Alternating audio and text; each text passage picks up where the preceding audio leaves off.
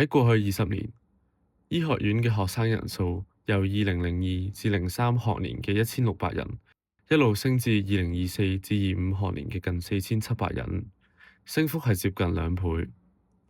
而喺同一時期，學生住宿設施嘅面積增長就只有23%。咁呢個咁大嘅落差，正正就係今日沙宣道6號要動工嘅根本原因。早喺2018年，特區政府喺施政報告入面宣布撥出港幣200億，去支持各間大學去擴建醫療培訓設施。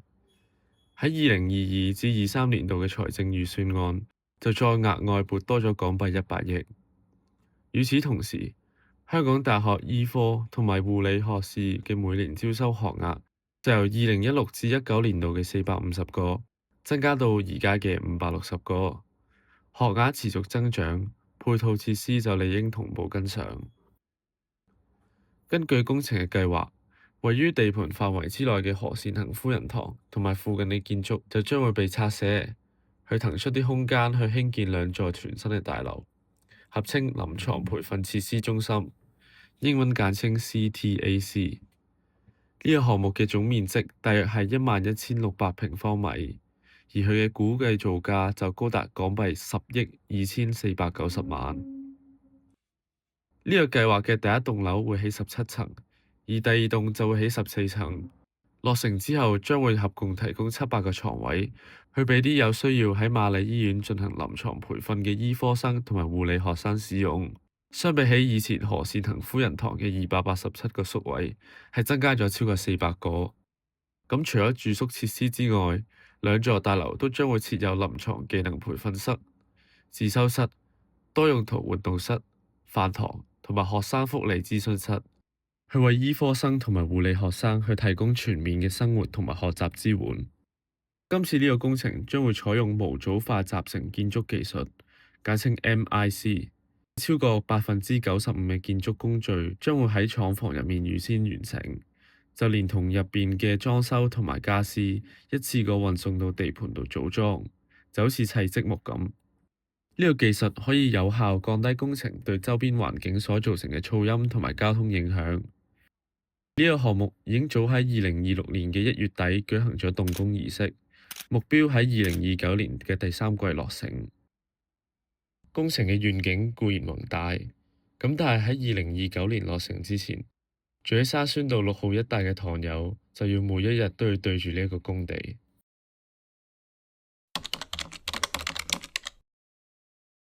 咁係第一次知道呢個項目係喺其實 lift 樓下突然間有一日派耳室，我先知道有個工程咁樣做緊啦。咁之後嗰幾日就好嘈啦，咁就因為咁樣就而知道有咁嘅項目。我覺得我真正留意到呢個工程咧，係喺佢開始嘈之後，我先發現。我知有個咁嘅工程啦，但係佢開始住，我先 realize，佢開始啦咁樣咯。我估佢應該有俾呢方面資訊，因為有時抄到 Outlook 都即係碌到可能有講到附近有咩工程啊，即係我見佢好似有 update，但係我冇特別嘅了解啦。有好多 mass email 咯，跟住我唔肯定佢有冇 keep 住 update 我哋。係啦，因為我冇會睇佢啲 mass email。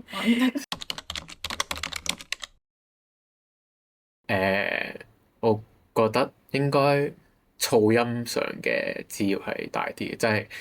有時會無端端朝頭早震醒咁樣啦，俾啲噪音嘈醒咗咁樣，咁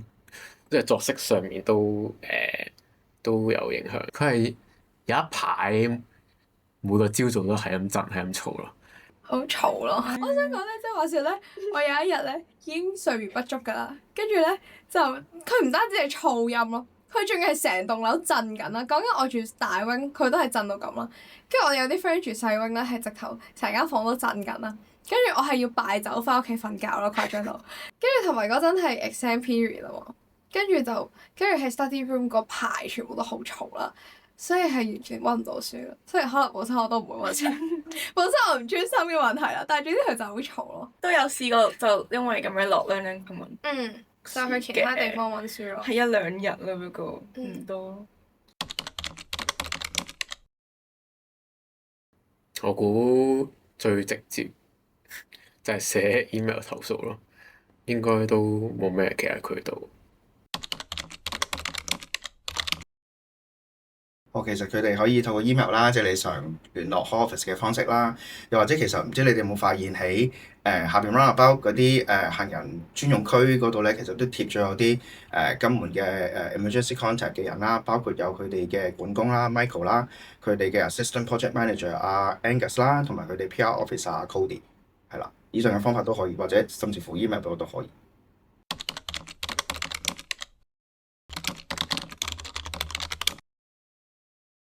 咁其實 Exco 即係作為堂友同埋校方啦，去溝通一個橋梁。其實目前為止，其實最主要都係有兩個嘅渠道去同校方去反映翻呢個問題。其實第一樣嘢就係會同 Hall Office 啊，或者 Hall Manager 咧去傾下呢個問題。其實就由即係 Hall Office 嗰個角度出發，會唔會同施工嗰方面去傾下，係將一啲咁有噪音滋擾嘅工作去延後少少去做啊，或者係會唔會有啲嘅改善方案或者補償方案做翻俾各位堂友咧？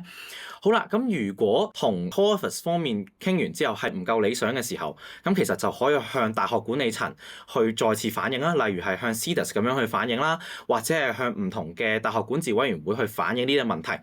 用大學管理層去向呢一個工程方面咧去做一啲嘅商討啦，睇下會唔會真係可以將一啲例如係打樁咁樣嘅工程，會唔會唔好擺喺 exam period 度做，會唔會係褪遲少少擺喺暑假或者假期嗰度先去做，咁啊務求將工程對於堂友嘅影響降到最低咯。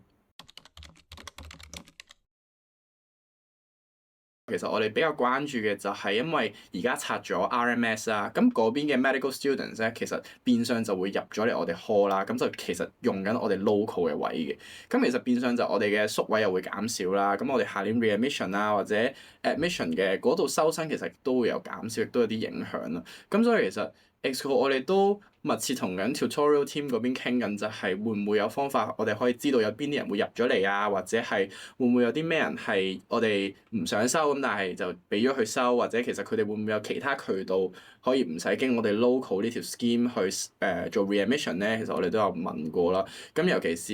即係有啲 tutor 就可能唔問我哋意見就收咗啲人入嚟，咁變相其實成件事就都影響咗我哋 Exco 呢啲學生自治嘅權利咯。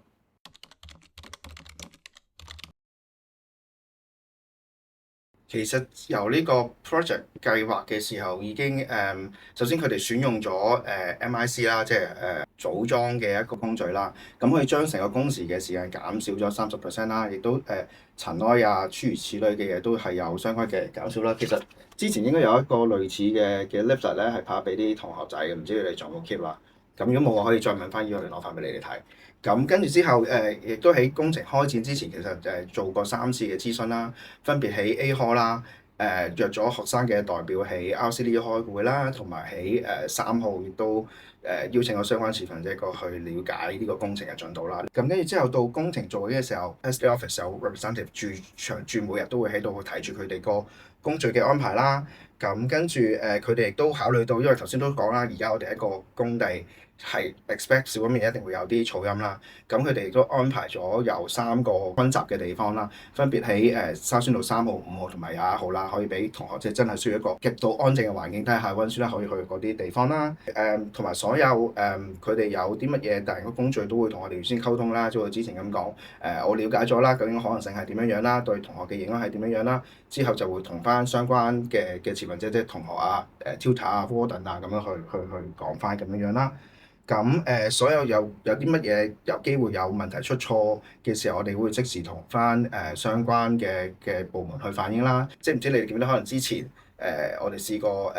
停水啦，試過可能個路邊嗰啲鐵板夜晚好嘈啦，咁嗰啲其實我哋都即時係反映，即係其實我都係住喺呢度嘅，咁所以我知道呢啲嘢嘅時候，我都會即時同佢哋反映，佢哋都會即時過嚟跟進。即係其實試過佢哋係停水夜晚，其實1點鐘都要過嚟幫我跟地下嘈嗰啲鐵板喐咗位，佢哋其實11點幾都要過嚟，夜晚都要過嚟幫我哋處理翻咁樣。咁跟住到EO 同埋 CDUS 嘅管理層亦都會定期都會落嚟睇翻究竟個工程嘅進度係點樣樣。咁同埋最後一個可能未必係關事嘅，但係我覺得今日做得幾好嘅係佢會即係當我哋好似一家人咁樣，即係有時都會俾啲小禮物我哋啦。譬如之前佢哋有安排過熊仔糖啦，有安排過暖包啦，有安排過吸濕包啦。咁我哋 office 都攞咗生果去 cheer 你哋考試期間嘅一啲辛苦啦。咁獨家消息係 RCTV 嘅觀眾係嚟緊會有免費雪糕嘅，9月嘅時候係啦，大家留意住。其實建議之前喺email 都有提過啦，即係因為大家住喺度，對於相關工程所產生嘅可能有啲聲浪啊、一啲塵埃啊，個接受程度都未必一樣嘅。咁所以都有建議大家，如果發現係嘈嘅，可以戴耳塞啦，即係今日亦都有提供啦。咁跟住之後，如果覺得可能塵土飛揚得去到自己唔能夠接受嘅情況嘅話，就可以選擇閂窗啦、閂門啦，同埋戴口罩。萬一真係用晒口罩嘅，可以落去counter，咁我哋有啲 spare 可以隨時供應俾你哋嘅。我有樣嘢想提醒大家嘅，因為出邊工程啦，咁其實佢哋都已經圍好咗一個行人專用區啦。咁希望大家行嘅時候就行翻行人專用區啦，同埋記住留意翻附近嘅交通情況。因為其實之前幾個月前咧，其實有一個交通意外曾經發生過，係有架車係撞咗埋去嗨神嘅旁邊啦，咁好彩就冇做到任何嘅損傷啦。咁因為嚟緊係會有較多嘅大型車輛出入，佢哋嘅盲點可能會多啲，咁附近車輛可能亦都要有相關嘅應變，到時可能會有啲突發情況出現，咁就大家記住要保持留意啦。其實即係就算喺堂友即係而家飽受可能一啲嘅噪音影響嘅時候，其實希望堂友做嘅唔止係即係除咗係要積極去 Exco 去反映翻自己嘅意見啦，其實好重要就係 Exco 其實去同校方去傾又好，或者同 Office 去傾都好，每一項佢哋行動嘅基礎都係需要有民意嘅支持，而堂友嘅聲音或者堂友嘅投訴就係可以正正成為一個最有力嘅民意支持。我哋成日可能而家校方咧喺而家呢個情況下，其實好多佢都會諗嘅就係冇人投訴或者冇人出聲，佢哋就會覺得係冇問題。咁但係事實上唔係噶嘛，有好多堂友可能都會係因為想反映，但係唔知道有咩渠道可以反映啦。想反映，但係又覺得煩，唔想反映，甚至有啲可能係因為比較驚而唔去反映嘅時候，咁呢個時候佢哋就會令到校方覺得係冇問題。咁所以我希望嘅就係堂友喺呢一段時間真係有乜嘢係可以有損到自己嘅利益嘅時候，要踴躍發聲，要踴躍將自己嘅意見同 Exco 講，或者直接同校方去投訴。而對於 Exco 嚟講都係，我哋 Exco 需要有民意嘅支持，我哋先會喺同校方去商討甚至係交涉嘅時候，有足夠嘅 bargaining power，可以去同校方去商討到一個堂友接受，而校方亦都接受嘅改善方案咯。咁即係我覺得最主要就係大家都要留意翻自己身邊發生緊啲咩事啦。咁啊，始終我覺得開呢個 community 就係大家好需要去留意附近嘅嘢發生緊啲咩事啦。咁除此之外就係其實即係我好悲觀咁樣諗啦。咁即係可能如果今年係 RMS 去拆嘅時候，即係醫學院嗰邊就話可能想起多啲宿位，起多啲醫學用途嘅東西啦。咁其實會唔會可能之後就係 RC、嗨神、衛倫又一齊俾人拆咧？即係你都知道，可能其實而家校方做嘅嘢就越嚟越估唔到啦。咁所以就係即係我都希望大家好好可能珍惜下呢段住開嘅時光啦，因為大家真係唔知道，可能若干年之後 RC 就可能真係話拆就拆啦，咁就真係完全估唔到啦。咁所以就係都希望堂友就係一嚟好好珍惜啦，二嚟就係有啲咩聲音都好好去反映翻俾我哋 Exco 聽。